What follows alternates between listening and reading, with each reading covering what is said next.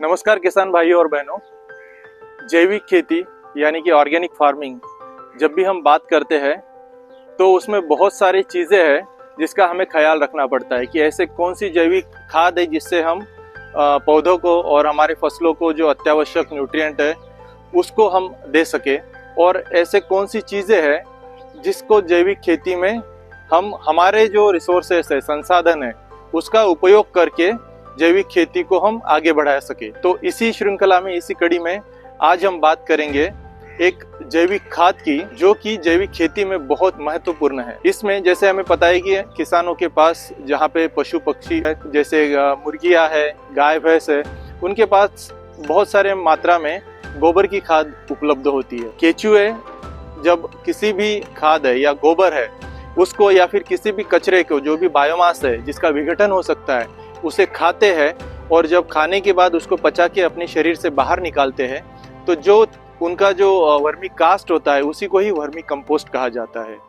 तो इस वीडियो में हम जानेंगे एक वर्मी कंपोस्ट बनाने की जो विधि है उसके बारे में और इसकी उपयोगिता के बारे में। वर्मी कंपोस्ट बनाने के लिए हमें चाहिए सबसे पहले वनस्पतियों के अवशेष। ये आपके खेतों के फसलों के भी अवशेष हो सकते हैं, फसल कटने के बाद जो भी खेती में बचता है, या फिर जो भी बायोमास है, वनस्पति का कचरा है, छोटी छोटी टहनियाँ हो सकती है, पत्ते हो सकते हैं, गेहूं है, बाजरा है, उसकी जो भी बचे हुई धान है, पैडी, उसके अवशेष है, वो सारों का हम खाद बना सकते हैं। उसके बाद थोड़ा सा मिक्स करने के लिए गोबर की खाद।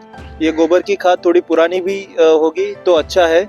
कई कई जगहों पे जहाँ पे हरियाणा, पंजाब, जहाँ पे बहुत सारे पशु उपलब्ध है, वहाँ पे ये वर्मी कंपोस्ट, पूरा वर्मी कंपोस्ट सिर्फ गोबर से ही बनाते हैं, जो कि बहुत ही जल्दी बन जाता है और लगभग 45 से 60 दिनों के अंदर ये गोबर से वर्मी कंपोस्ट बन जाता है। जबकि जब हम बायोमास यूज करेंगे, पौधों का अवशेष वगैरह, तो उस टाइम पे हमें ये 90 दिनों तक इसकी अवधि लगती है और इसका भी पूरा खाद बन जाता है। उसके बाद हमें चाहिए केचुए। ये केचुए, जैसे वैसे बहुत सारे केचुए निसर्ग में अवेलेबल है, लेकिन ये स्पेशल एक यूड्रिलिस यूजेनी और एसिनिया फेटिडा करके 2 स्पेसीज है केचुए की। ये वर्मी कंपोस्ट बनाने में बहुत कारगर है। ये बहुत जल्दी ये हमारा जो बायोमास है इसे खा के फस्त करते हैं और उसका जो वर्मी कास्ट है वो 45 से 90 दिनों के बीच में, जैसे मैंने कहा, अगर पूरा गोबर यूज किया तो जल्दी खाद बनता है, और अगर हमने फसलों के अवशेष यूज किए तो कुछ दिन लगते हैं, 90 दिनों तक ये खाद बन के रेडी हो जाती है। ये तीनों चीज़ें हमें शुरुआत में चाहिए। और वर्मी कंपोस्ट बनाने के लिए जैसे ये आप यहाँ देख रहे हैं, ये बहुत सारे प्लास्टिक सिल्पोलिन शीट के टैंक्स है जो आजकल मार्केट में रेडीमेड मिलते हैं, और इसी तरीके से कुछ लोग परमानेंट स्ट्रक्चर बनाते हैं जो कि सीमेंट में भी बना सकते हैं या फिर ज़मीन के नीचे भी बना सकते हैं। तो हमें चाहिए कोई भी आपके जैसे आपके पास उपलब्ध है उस तरीके से। तो यहाँ पे आपने देखा है कि ये हम यहाँ पे प्लास्टिक के सिल्पोलिन जो टैंक्स रेडीमेड मार्केट में अवेलेबल है वो यूज़ करते हैं। और ये आपको कुछ बातें इसमें ख्याल रखनी है। सबसे पहला कि इसको धूप से, डायरेक्ट धूप से और बरसात से बचाना है ताकि हमारे जो केचू है वो बहुत अच्छी तरीके से अपना काम करे। दूसरी बात, पंछी या फिर लाल चींटियाँ स्पेशली, क्योंकि लाल चींटियाँ केचुओं को खा जाती है, तो उससे बचाने के लिए अगर आपको लगता है तो इस वर्मी कंपोस्ट पूरे यूनिट के साइड में आप पानी से एक चैनल बना सकते हैं ताकि उसमें चींटियाँ ना जाए। इसी तरीके से घरों में, किचन में जो भी सब्जी के अवशेष बचते हैं या फिर जो भी खाना बचता है वो भी हम इसमें डाल सकते हैं, बशर्ते उसमें तीखा या नमक वाला कुछ नहीं होना चाहिए जो कि हमारे जो केचू है उसको हार्म पहुंचाते हैं। उसी के साथ जब हम आजकल देख रहे हैं बड़े बड़े सोसाइटियों में, वहाँ पे भी, शहरों में भी वर्मी कंपोस्ट बनाया जा रहा है, तो उसके लिए हमें ये ध्यान रखना है याद से कि उसमें कांच, प्लास्टिक या फिर सिरिंज, वो सारी चीज़ें ना जाए, सिर्फ उसमें जैविक मटेरियल ही जाए जिसका हमें खाद बनाना है। ये वर्मी कंपोस्ट शुरुआत करने के लिए ये जो पीछे मैंने दिखाया सिल्पोलिन टैंक है, इसे वर्मी कंपोस्ट बेड भी कहा जाता है। ऐसे जो भी बेड आपके पास है उसकी जनरली इसकी जो विड्थ है वो 1.5 मीटर तक और जो डेप्थ है ये 60 सेंटीमीटर तक रहे तो अच्छा है। लंबाई इसकी कितनी भी होगी तो भी चलेगी। हमारे जो केचू है वो लगभग 60 सेंटीमीटर तक नीचे जाके इस सारी चीज़ को कंपोस्ट में कन्वर्ट कर पाते हैं, तो इसलिए उतनी उसकी डेप्थ रखना ज़रूरी है। लेकिन वर्म्स को कंपोस्टिंग के लिए और वहाँ तक हमें चेकिंग करने के लिए, उसके बीच में घूमने के लिए 1.5 मीटर तक इसकी चौड़ाई।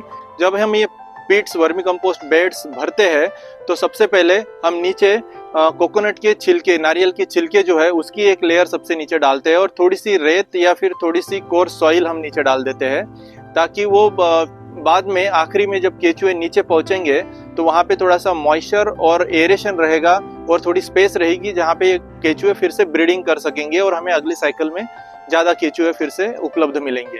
तो जब सबसे पहली लेयर हमने डाल दी है नारियल के छिलकों की, उसके ऊपर हमें फिर कचरे की एक फीट की लेयर, जो भी हमारा खेत का फसलों का अवशेष है उसका 1 फीट का हम लेयर डाल सकते हैं। और 4 से 6 इंच हम गोबर की खाद, अगर पुरानी है तो बहुत अच्छा, क्योंकि पुरानी जब रहेगी तो उसमें से हीट रिलीज नहीं होगी। अगर नई गोबर की खाद है तो ज़्यादा हीट रिलीज करेगी, तो इसलिए पुरानी रहेगी तो बहुत अच्छा, और नई रहेगी तो भी वो हम पतला करके डाइल्यूट करके भी हम डाल सकते हैं। फिर इसी तरीके से एक लेयर के ऊपर एक लेयर ऐसे कचरा और गोबर की खाद, कचरा और गोबर की खाद करके हमें पिट को पूरा भर लेना है।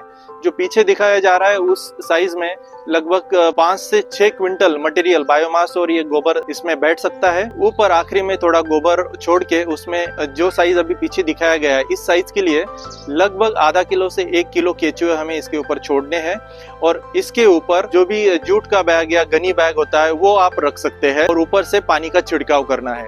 ये पानी का छिड़काव, इसमें मॉइस्चर और रखना बहुत जरूरी है केचुओं की ग्रोथ के लिए, अच्छे कार्यकारी के लिए और इफिशिएंट कंपोस्टिंग के लिए। और लगभग 45 to 60 डेज तक ही हमें ये मॉइस्चर रखना है। उसके बाद हमें पानी कम कर देना है, ताकि अगले जो 20-30 दिन है, 25 दिन है, उसमें कंपोस्टिंग होके हम जो इसकी छाननी करेंगे, इसको हम सीविंग करेंगे, तो सीविंग के टाइम पे ये खुला खुला कंपोस्ट हमें मिले, ना कि इसके क्लॉट्स बन जाए ज़्यादा मॉइस्चर की वजह से। दोस्तों, देश के तटीय भागों में सबसे ज़्यादा बायोमास जो हमें मिलता है वो नारियल, सुपारी, इन पेड़ों से मिलता है, जो कि बहुत हार्ड होता है। तो इसके लिए हमारे संस्थान में ICR central coastal agriculture research institute old Goa में स्थित है। हमने इसके लिए इसका विघटन जल्दी से हो सके और इसका रैपिड वर्मी कंपोस्ट हो सके, इसलिए हमने एक श्रेडिंग मशीन लिया हुआ है, जो कि ये नारियल के हार्ड छिलकों को सॉफ्ट करके इसका श्रेडिंग करके पाउडर जैसे छोटे से पार्टिकल फॉर्म में बना देता है। उसी तरीके से नारियल के जो पत्ते होते हैं बहुत ही हार्ड होते हैं, जो कि वैसे अगर कंपोस्ट या साधारण वर्मी कंपोस्ट से अगर इसका कंपोस्टिंग होना है तो इसमें शायद साल से भी ज़्यादा टाइम लगे।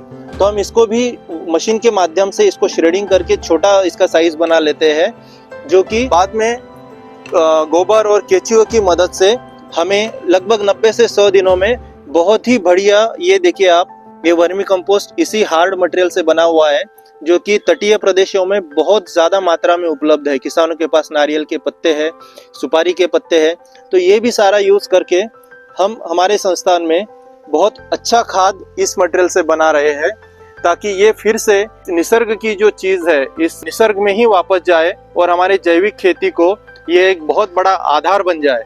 तो इस तरीके से हम बहुत सारा जो हार्ड बायोमास है उसे भी हम बहुत अच्छी तरीके से जैविक खेती में वर्मी कंपोस्टिंग के माध्यम से फिर वापस इस मिट्टी को हम बहुत अच्छी तरीके से मिट्टी का जतन कर सकते हैं। ये जितना भी कठिन बायोमास है आप देख सकते हैं, ये 90 से 100 दिनों में केचुए द्वारा इसकी बहुत अच्छी खाद बन गई है।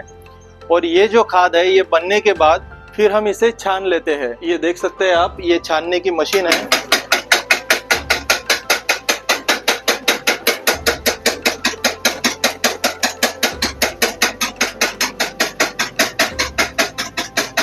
ये बहुत ही अच्छी तरीके से ये खाद बनके रेडी है।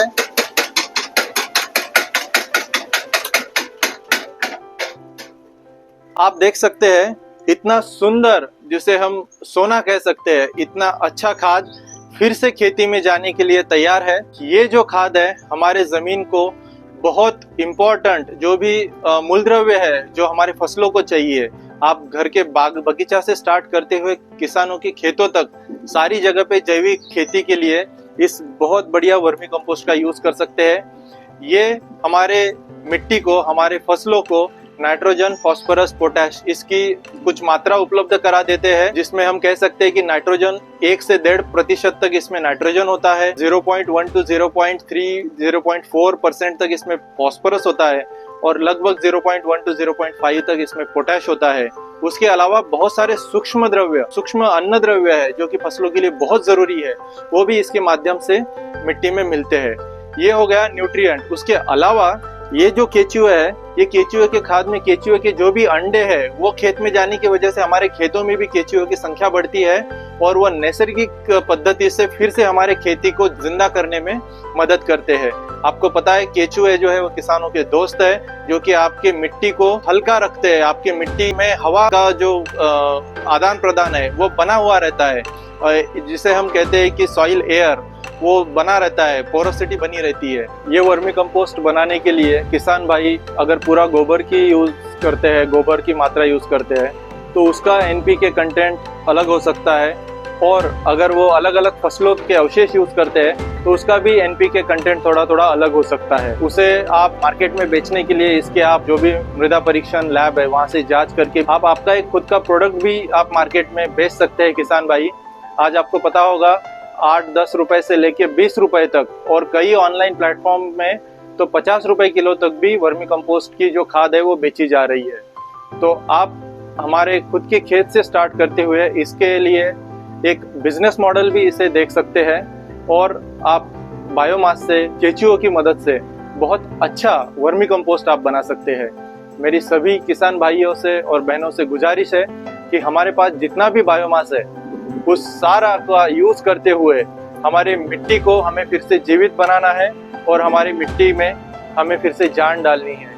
तो इस जैविक खेती के और ऑर्गेनिक फार्मिंग के जो अभियान चल चुका है, इसमें आप भी साथी बन जाइए और वर्मी कंपोस्ट जरूर बनाइए। धन्यवाद।